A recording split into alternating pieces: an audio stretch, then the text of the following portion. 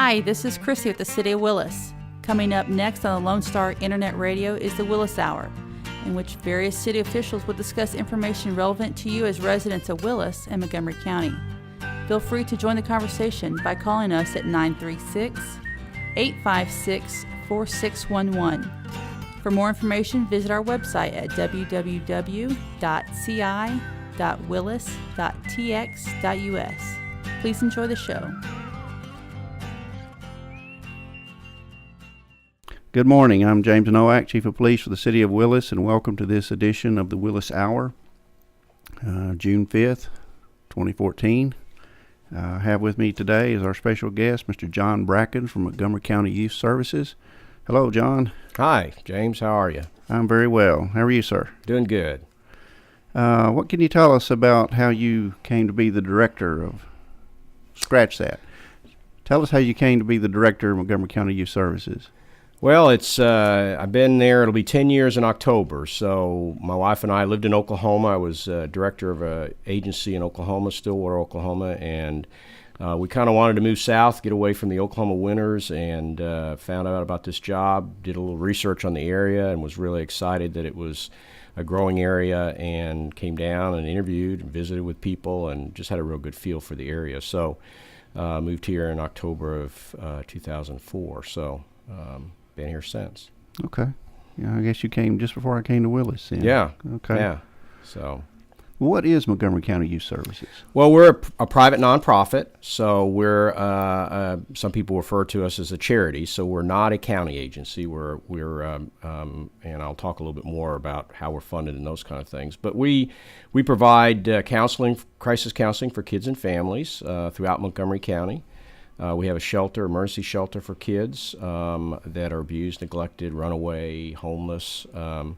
We also do a lot of work in the schools. We work with the high school, Willis High School. In fact, our kids at our shelter go to Willis High School. So we're very involved in the schools. And we do a lot of health fairs and basically try to get information out to parents about, how do I, raise healthy kids. So.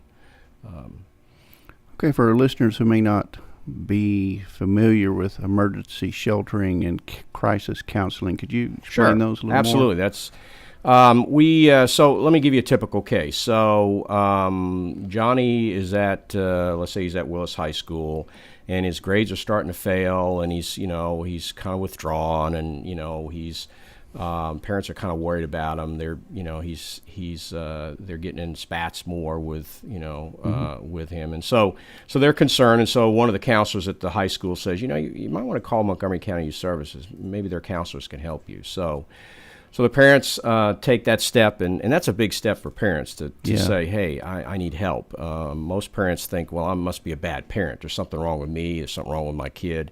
And so they'll call our office, and the first thing we do is we gather just a little bit of information. But more than that, we really tell parents, look, you're not a bad parent. This isn't a bad kid. These are tough times for families. Families are struggling. Kids are exposed to things they weren't exposed to, many years ago.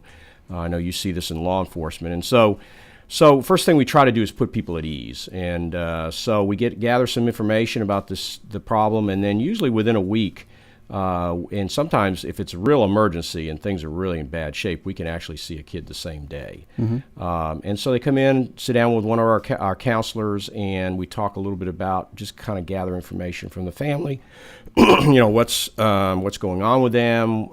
And one of the things we pride ourselves in is looking at it from the kids and the family's perspective. So it's our belief that every kid and every family has strengths. And they've tried a lot of different things, and maybe they just didn't try them long enough, and that's why they still have problems. Yeah. But so we really try to focus on how can we help them solve the problem. Usually 6 to 8 sessions, and we're able to kind of get things back on track.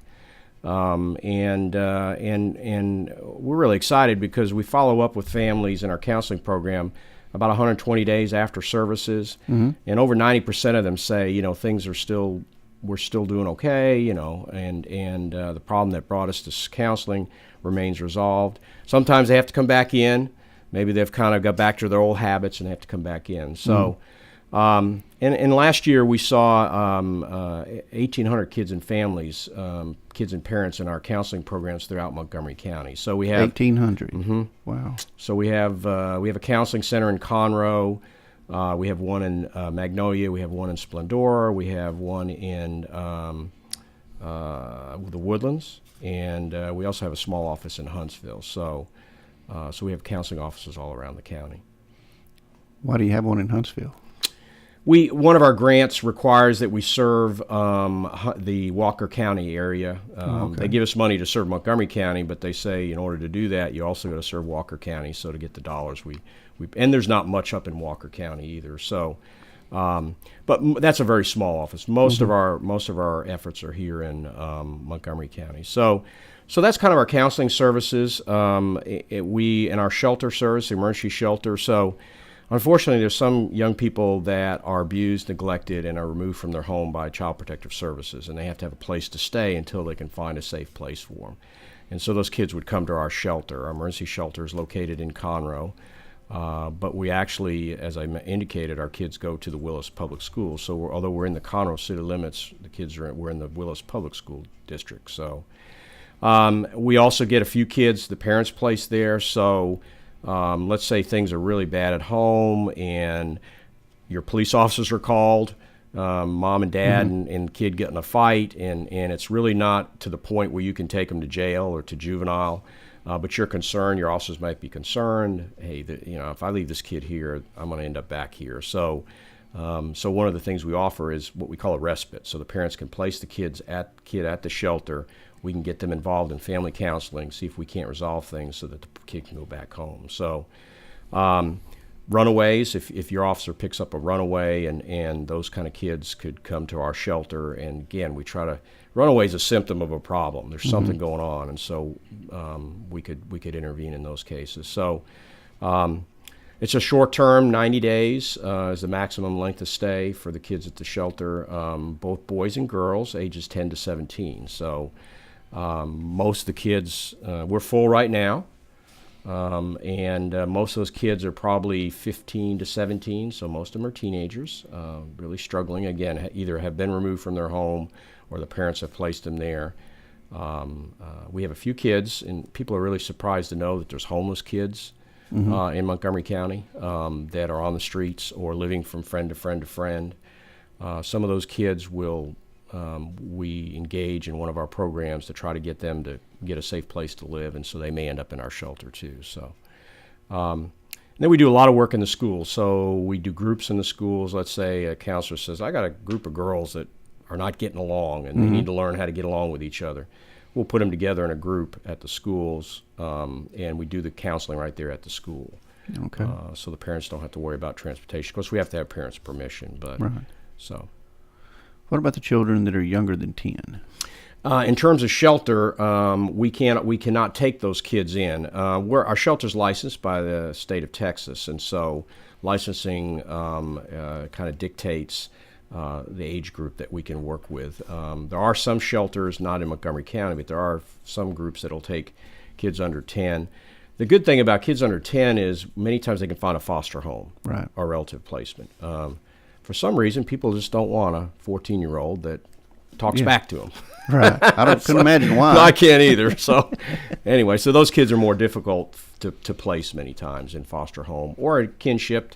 Let's say a relative or a close family friend might be willing to take the kid in, and they don't have to go to the shelter. So that's easy. It's easier to place younger kids.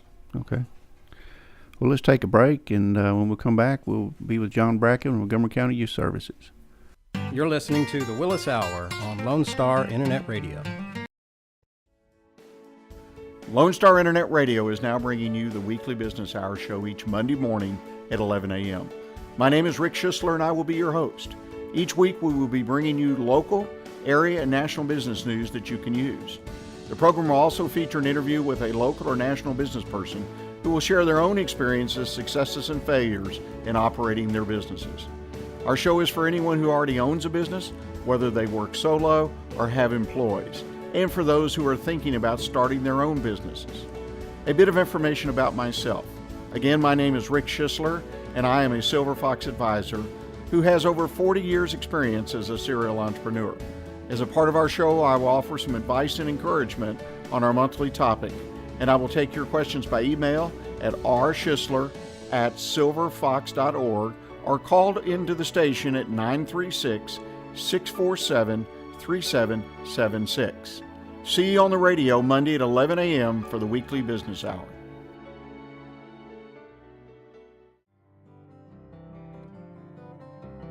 Do you ever wonder what's going on in the business community? Are you looking for ways to get plugged in?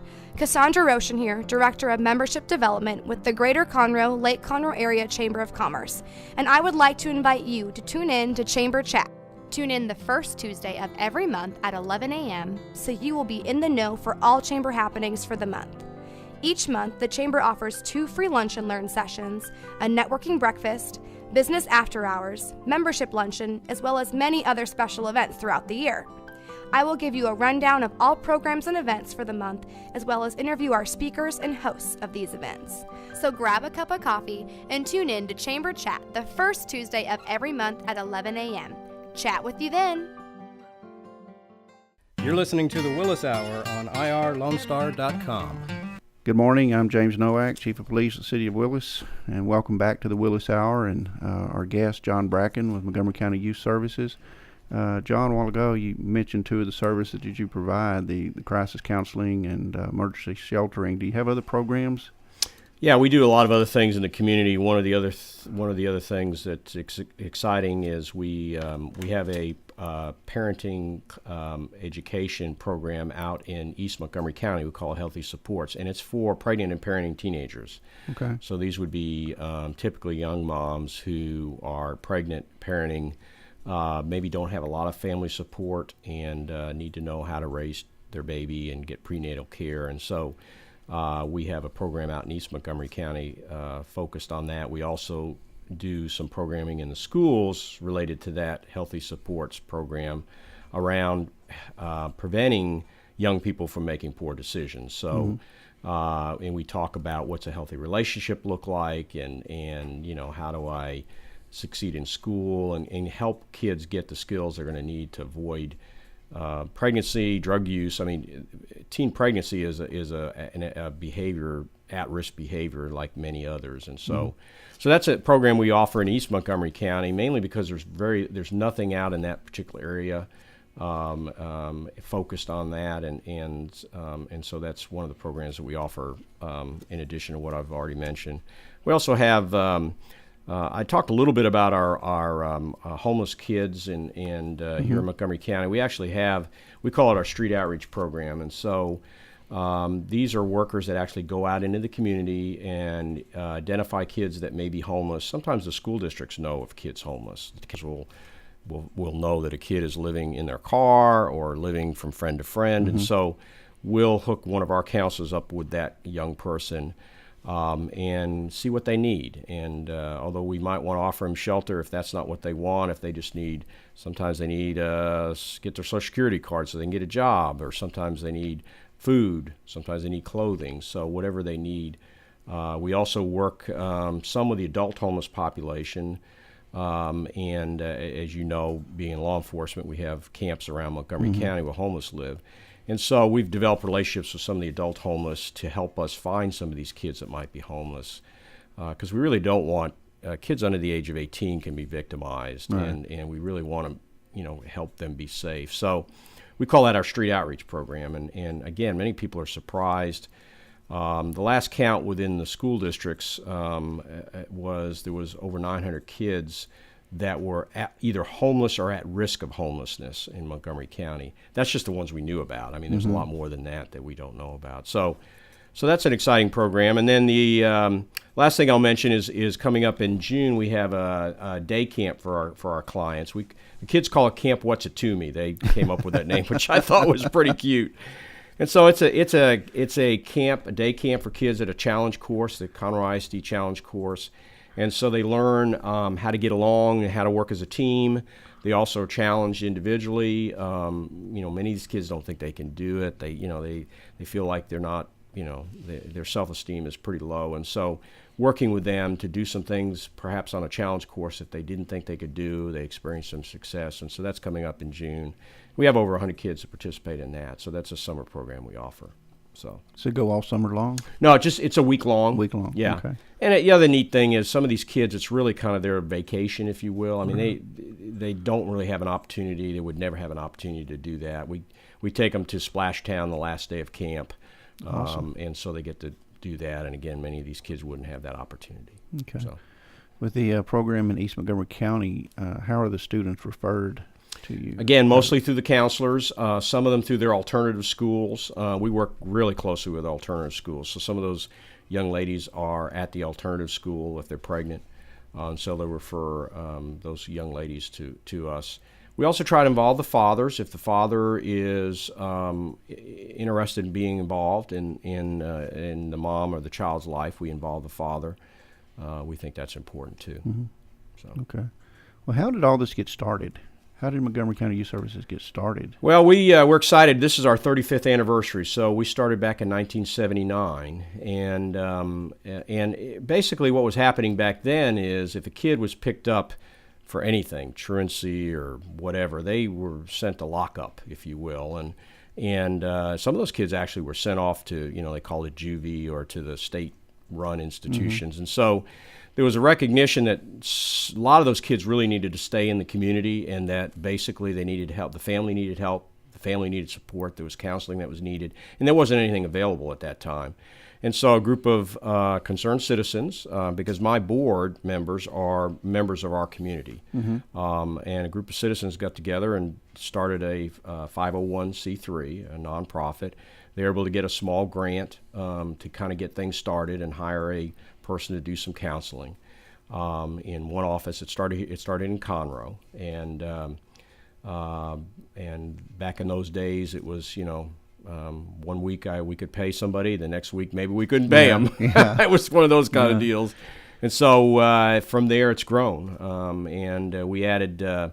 Our residential services were added back in the 80s, and so that's when there was a recognition that there was kids that needed a place to stay, either, again, because they were abused, neglected, or they were homeless, and so that our residential services started back in the 80s. So it's been a long history.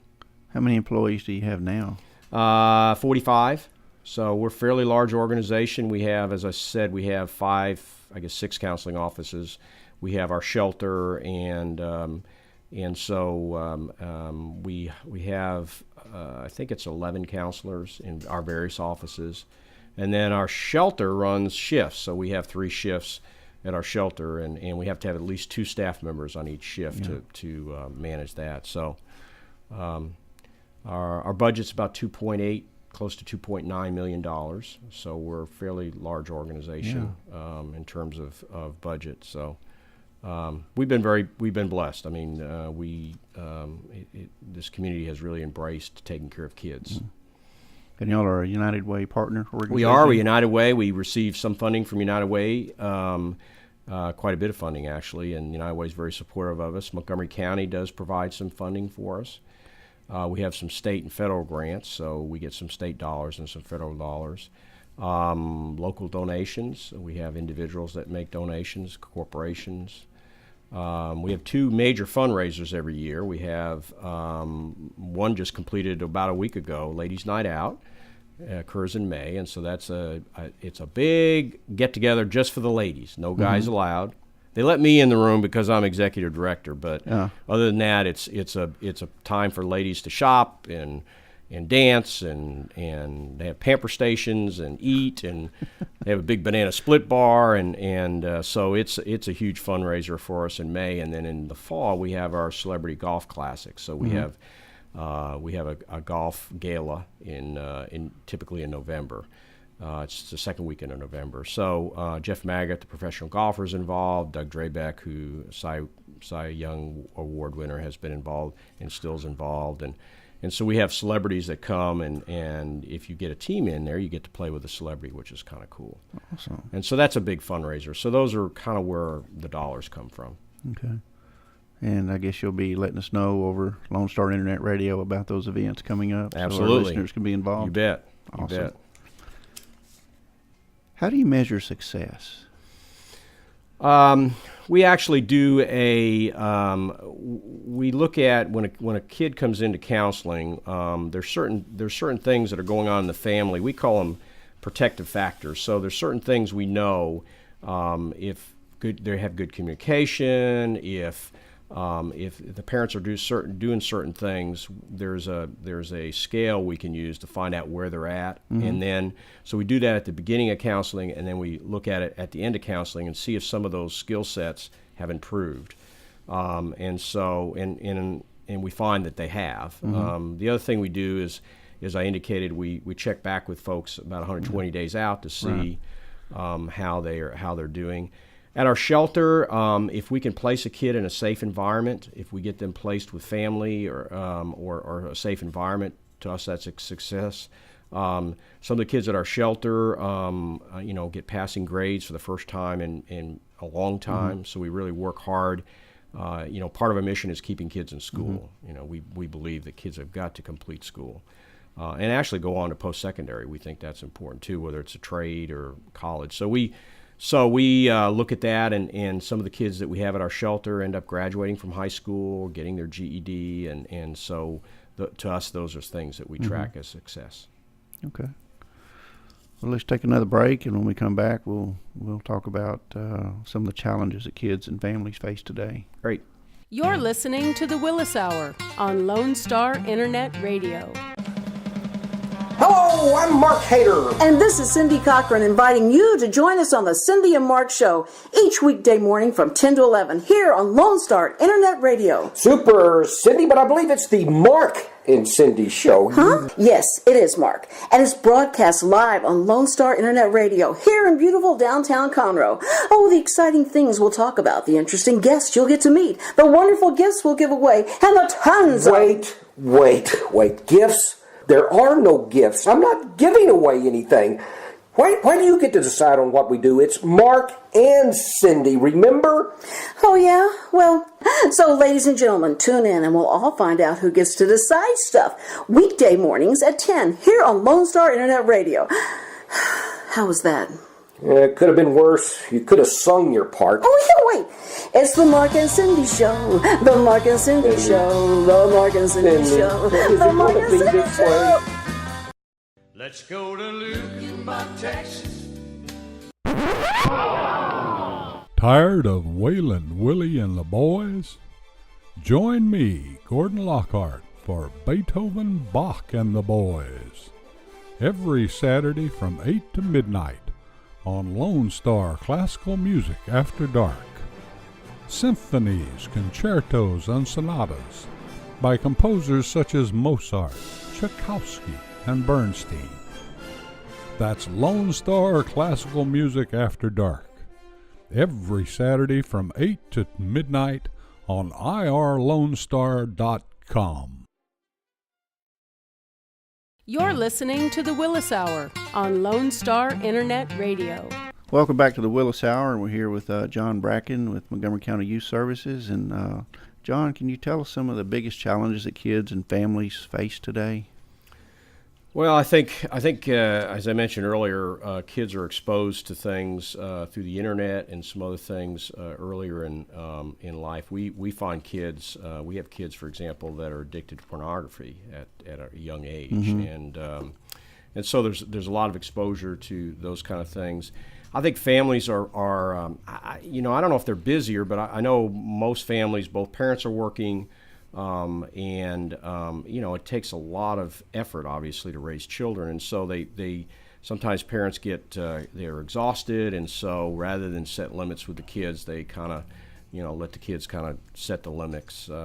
Many times, what we see when we see a family in counseling is the kid is in control of things at the family, and of course we know that doesn't work well at all. Right. Either parents are not together on the discipline of the child, or they've just kind of given up, abdicated, and so we try to get that power structure back in line. A lot of the kids through Facebook and some of those other kind of things. I know you guys see this in law enforcement. People can be really mean, and I don't know. I think the internet gives people a sense of, anonymity. Yeah, it really does. And so, I may not be willing to say something to your face, but I'll put it on Facebook or something like that. And we see that not only with kids, but we see that with parents. And so there's kind of a meanness sometimes out there that, and again, I'm speaking real generalities. Right. When you think about how many kids there are in Montgomery County, and I know 1,800 kids and families is a lot, but when you think about how many kids there are, we really see a small percentage of the kids and families. Now, there's probably some out there that could use our help, and either they're embarrassed or whatever, and they don't turn to us. But so I'm speaking in real generalities. But without a lot of structure and a lot of guidance, then kids think what they see on the internet or what happens on Facebook or what their friends are telling them is the way they should be, the way they should act. And so when we get folks in counseling, we try to work on getting the parents back in control.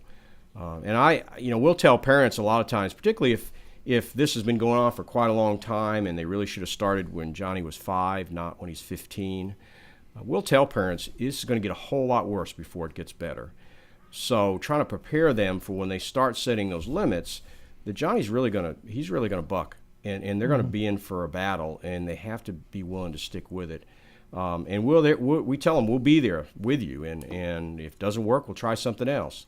So what we find sometimes is people give up too soon. They're kind of doing the right things, but it's so hard, and they get so much resistance that they kind of give in. So, those are some of the challenges that we're seeing. Yeah, and a lot of the TV shows in the evening, where the kid is the one that's in charge. Yeah. The kid is the one that's smart, Right. smarter than the parents. Right. Then you have the violent video games. Yep. We're seeing that with more violence with kids, and Right. that's a big impact. I think all of that kind of contributes. And again, like I said, both parents working and kids are home, maybe home alone, if you will, and so. Yeah, and I like the point that you made that it's just a small percentage of kids. Most of the parents do a good job. Most of the kids are good kids. Some need a little more structure than others, but sometimes it seems like all the bad kids get all the publicity, and we think it's a bigger problem than it is. Right. It is a problem, but I think we're still doing pretty good. One of the things we've decided, one of the studies show that basically if a kid has somebody in their life that is with them through thick and thin, may not agree with their behavior, but cares about them as a person. Hopefully that's their parents, but if it's not their parents, could be a coach, could be a police officer, at the schools, the officers at schools. So if there's an adult in their life that cares about them, studies show they're more likely to make it and be successful than kids that don't have that person in their life. So, that is really important. Well, we also see that the families are not what Leave It to Beaver family was. No. We have grandparents raising kids and aunts and uncles raising kids, brothers raising their younger children. Right. So the family is different Right. than what it was then. Right. And the other thing we're seeing, and I know you're seeing this in Willis and in Conroe, but all over Montgomery County, is an increasing number of the Hispanic population is Yes. growing by leaps and bounds. And so we're fortunate to have 2 Hispanic counselors in our Conroe office who are busy all the time. And so in addition to the problems we just talked about, they also have the problems of acculturation. And so we have first-generation parents raising kids who are being exposed to things that are not part of what the parents' culture was about. We see that with mothers' daughters and those kind of things. So, and then the parents, they may be illegals, and we're not able to discriminate in terms of their status, their immigration status. We're going to help any kid and family that comes to us. But point being that they have that on top of them too, so they even have more challenges and difficulties, I think, as families. So But one thing we find is that they're very, very open. The Hispanic population is they're very family centered, and they're very open to help. And so we offer parenting classes and for some of our Hispanic parents, and they come and they bring food, and it's really a gathering. It's kind of a celebration, which is kind of neat. The counseling employees, what type of training do they have to go to? All our counselors are master's level counselors. So they have a master's degree typically in counseling, psychology, social work. Several of our counselors are either licensed as licensed professional counselors or licensed marriage and family therapists, or they're working on their licensure. I happen to be also a licensed professional counselor, although my wife will say, for counselor, you sure don't listen very good, and that's probably true. Selective listening. Selective listening, exactly. So anyway, our roots as an organization, we're in the counseling arena, and so most, as I said, most of our counselors have master's degrees. We also use interns from local colleges, so we can provide training for local, and that really helps, particularly during our busy times when, our Conroe office will get 8 or 9 referrals in one day during our busy time, and so the interns help with some of the workload. When is the busiest time for y'all? Typically in the fall, it's going to be around October into November, and in the spring, it's going to be March into April. And I think the reason for that is that's when kids are in school for 6 or 7 or 8 weeks. First grades come out.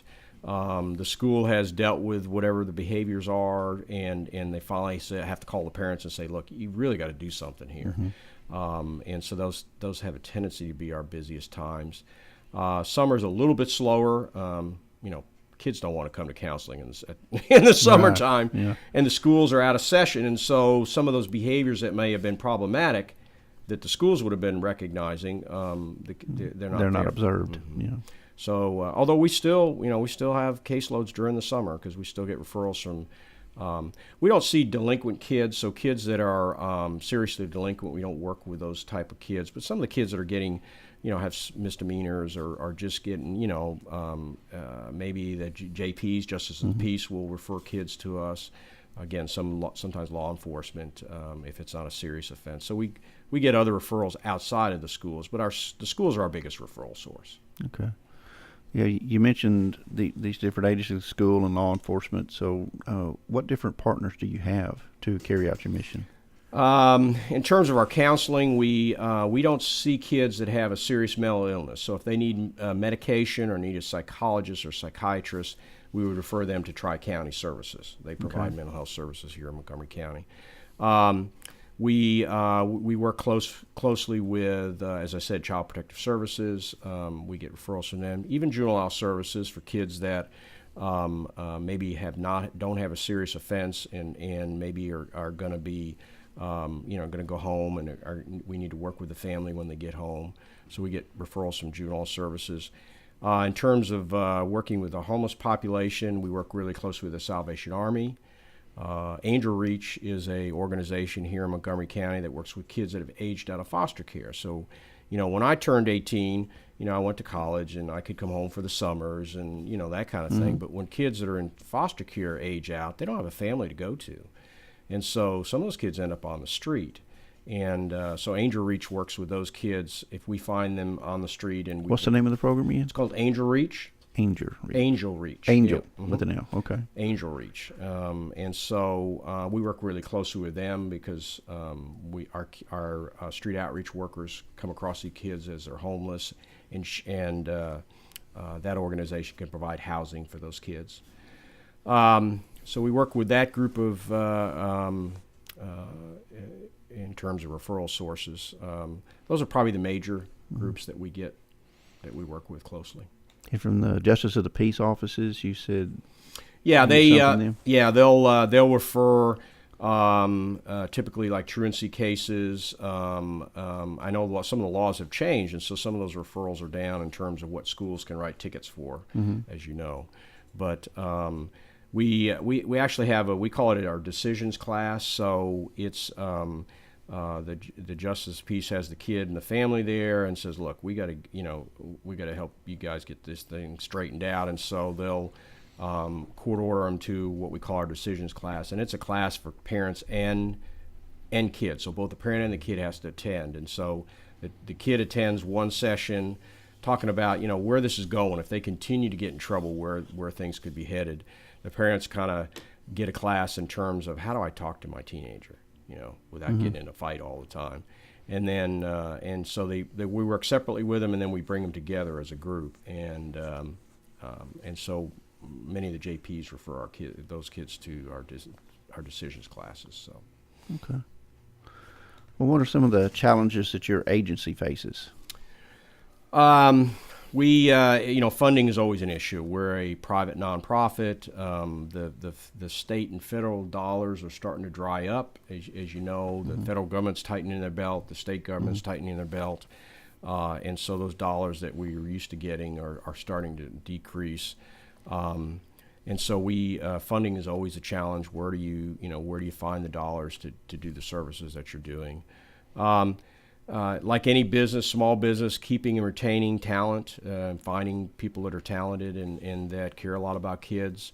Our salaries, although we try to keep our salaries competitive, you're not going to make $1 million in the nonprofit field. And so finding folks that are willing to come work, particularly out at the shelter, some of those kids can be really challenging. Their behaviors can be challenging. And so finding people that are willing to work with that population and keeping them engaged can be really difficult. So those are probably the major challenges we have.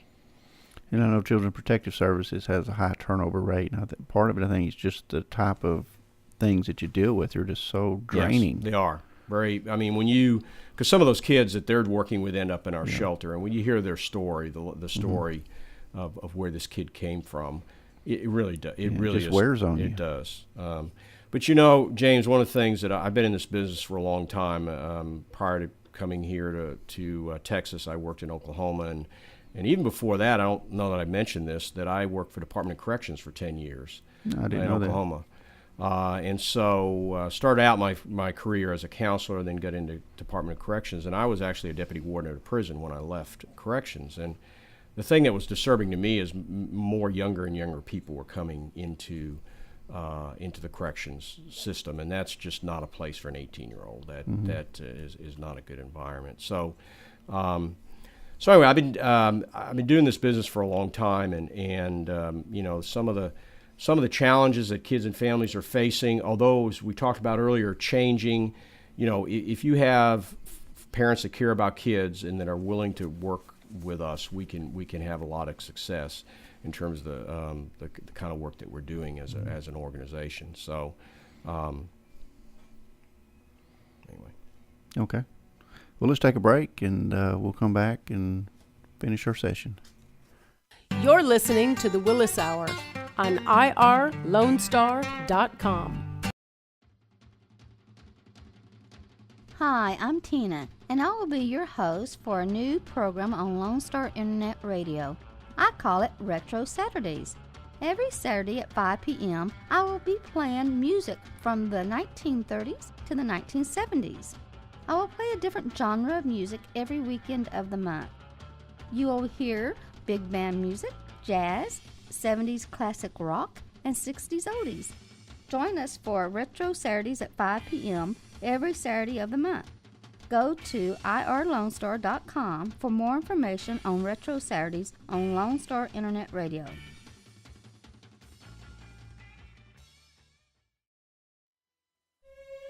Hello, this is Dennis Nelson, inviting you to come with me through the doorway of imagination and into the theater of the mind. The Players Theater Company Old Time Radio Hour presents a play every Saturday night at 7 p.m. on Lone Star Internet Radio. Be it drama or comedy, thriller or love story, every exciting episode is carefully chosen straight from the golden age of radio and performed live by talented actors, musicians, and sound effects crew. Every sound you hear will be 100% live and homemade. Anything can happen. So join us, please, every Saturday night at 7 p.m. for the Players Theater Company Old Time Radio Hour, right here on Lone Star Internet Radio.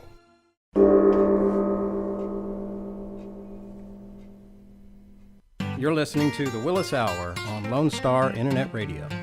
Good morning. We're back with John Bracken with Montgomery County Youth Services. John, how can our listeners help you and the kids? Well, we certainly, as I mentioned earlier, folks that want to make donations to our agency, and that could be donations of dollars or even items. For example, our kids at our shelter, they need clothes, they need, they come to us with nothing typically, and so anything a teenager would need, we can oftentimes use at our shelter.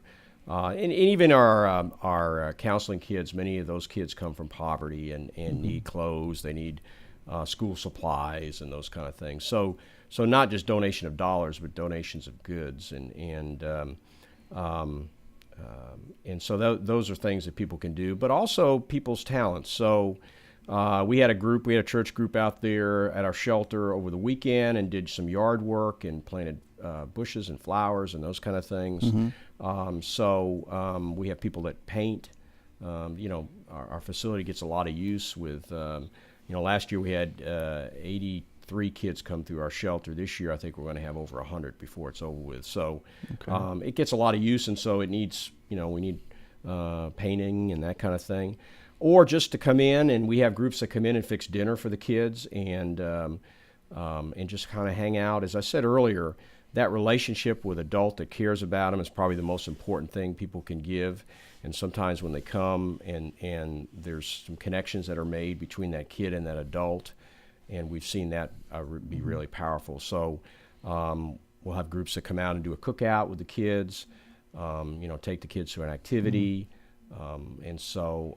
mentor the kids or tutor the kids. Some of the young people, they need help with math, and because they come home from school, they get off the bus and they're hungry, they want a snack, and then it's time to do some homework, and so we can always use volunteers in that area. At our special events, we always need volunteers to help us in terms of putting on our special events, and be part of our special event committees. So those are some things. How would anybody that's interested contact you? Well, they could either call our main office, 936-756-8682, or our website's a good place for people to go, and that's www.youthmc.org. And there's information on our website about how you can get involved, how you can volunteer. Those are two ways that people can contact us. Great. And I have one final question, and that's how do we keep kids and families from needing your services? Well, I actually think that we got to start early. I'm a big proponent of early childhood education and getting kids and families. Actually, the average age of a kid we see in our counseling services is probably 13 or 14, and we do great work with that population. But I think as anything we can do to strengthen the family earlier on. That's why our Healthy Supports program I mentioned out in East Montgomery County, that's critical, because if we can get that mom to be a good parent, then that kid may end up in a better position. So certainly starting early on, anything we can do to help families, to strengthen that family, and we partner with not just other nonprofits, but churches. It's my belief that churches many times obviously are very family orientated. So though we're not a faith-based organization, we work closely with churches and get families involved if they choose to be. And so those are things that I think we can do to make a difference. And because quite frankly, I wish I didn't have to have a shelter for abused and neglected kids. It's a shame that we have to have a facility like that, and that not every kid comes from a loving home.